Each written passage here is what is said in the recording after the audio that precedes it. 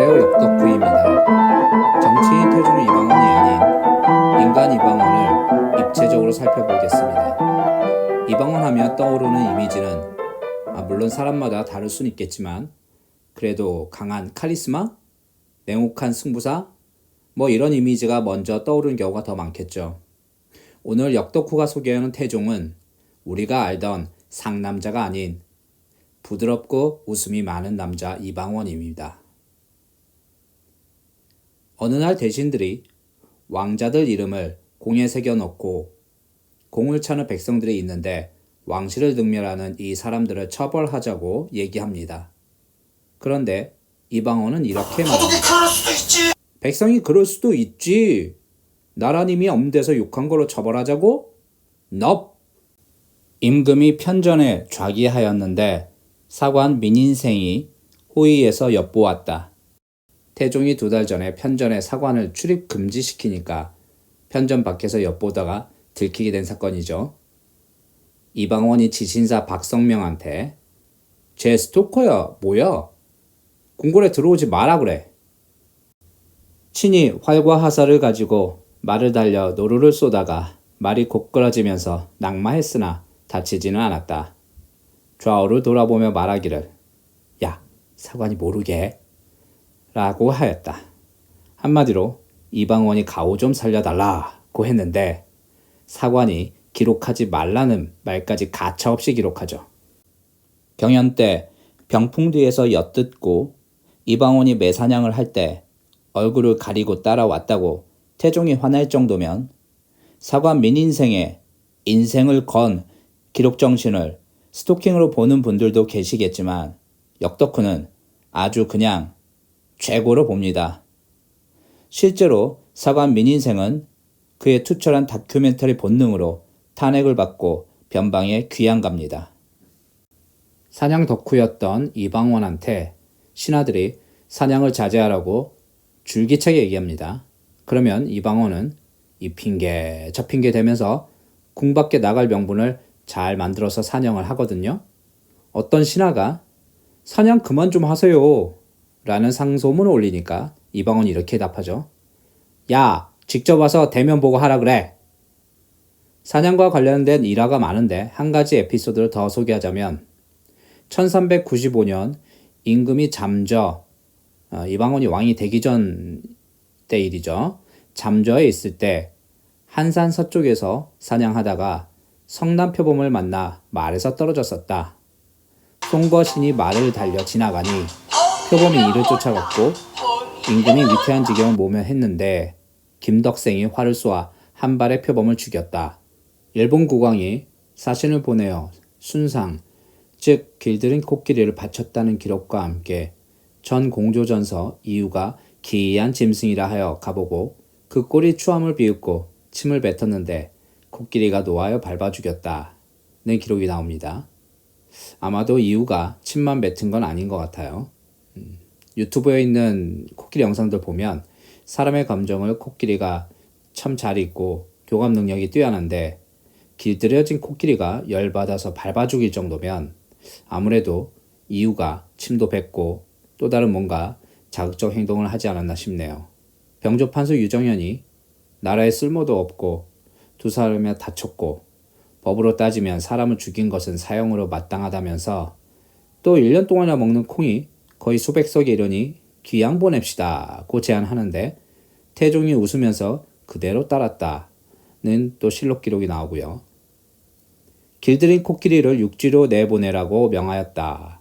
전라도 관찰사가 보고하기를 길들인 코끼리를 전라도 장도에 방목하는데 수초를 먹지 않아 날로 수척해지고 사람을 보면 눈물을 흘립니다 하니 태종이 듣고서 불쌍히 여겨 육지로 내보내 처음과 같이 기르게 하였다는 기록도 나옵니다. 왜구에게 포로가 되었다가 유구국으로 팔려간 백성을 데려오기 위해 토론하는 자리에서 당시 호조 판처였던 황희가 유구국은 수로가 험하고 멀며 지금 사람을 보내면 번거롭고 비용도 대단히 많이 드니 파견하지 않는 것이 낫겠습니다. 라고 말합니다. 근데 태종이 이렇게 반박하죠. 고향 땅을 그리워하는 정은 귀천이 따로 없다. 가령 귀척의 집에서 이같이 노략질 당한 자가 있다면 어찌 번거롭고 비용드는 것을 따지겠는가.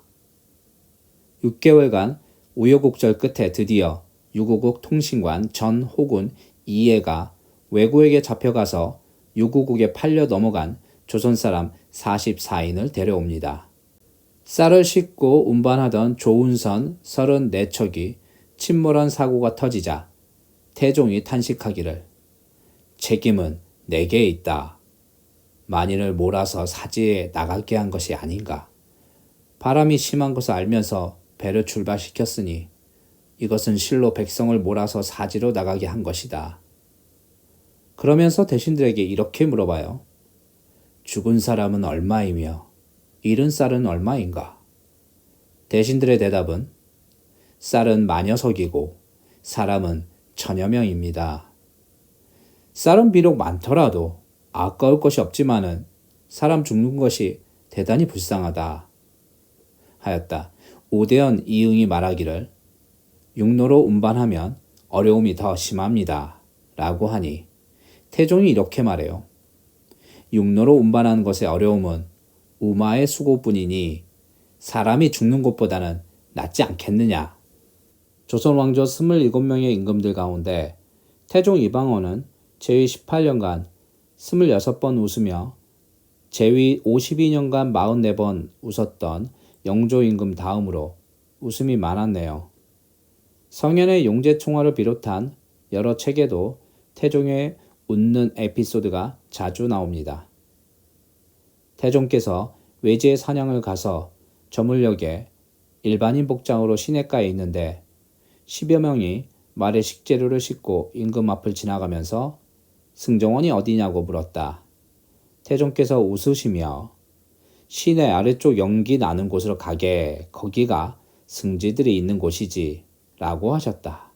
궁궐공사 등으로 출입 감시가 소홀한 틈에 어떤 촌부가 대궐 안에 들어왔다가 붙잡혔는데 대신들이 엄벌에 처하라고 목소리를 높이자 대종께서 웃으시며 지방에만 살던 백성이 대궐 구경 좀 한 게 대수인가? 태종은 1382년 불과 16살에 진사시에 합격하고 그 다음 해 병과에 제7등으로 합격합니다. 태조 이성계가 기뻐서 대궐들에 절하고 감격의 눈물을 흘렸다고 하죠.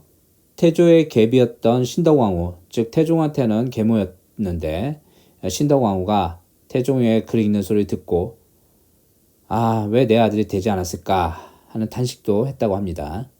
이방원의 스마트 결정판은 1418년 양녕대군을 폐쇄자하고 충녕대군을 왕세자로 삼는 그 결정인데 이 실록의 내용이 좀 길어서 간단히 요약을 하자면 효령대군은 꼼꼼하지 못하고 그저 웃기만 할 뿐 그 웃는 게 다다 이런 내용이고 충녕대군은 천성이 총명하고 학문도 좋아하고 학문을 어찌나 좋아하는지 병 날까봐 걱정도 했다 이런 내용이고 술에 대해서도 얘기하는데 아무래도 중국 사신을 대해야 되는데 충녕은 좀 마실 줄 알지만 효령대군은 한 모금도 못 마신다.